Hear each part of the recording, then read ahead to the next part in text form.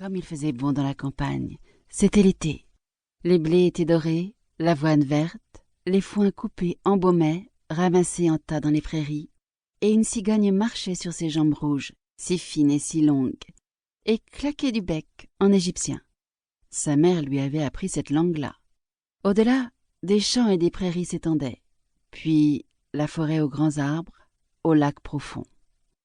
En plein soleil, un vieux château s'élevait, entouré de fossés, et, au pied des murs, poussaient des bardanes aux larges feuilles, si hautes que les petits enfants pouvaient se tenir debout sous elles.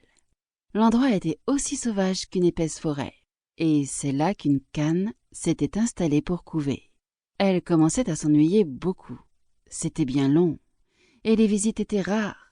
Les autres canards préféraient nager dans les fossés plutôt que de s'installer sous les feuilles pour caqueter avec elle.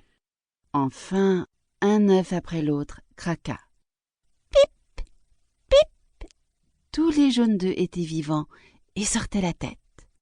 Coin, coin, dit la cane, et les petits se dégageaient de la coquille et regardaient de tous côtés sous les feuilles vertes. La mère les laissait ouvrir leurs yeux très grands, car le vert est bon pour les yeux. « Comme le monde est grand !» disaient les petits. Ils avaient bien sûr beaucoup plus de place que dans l'œuf.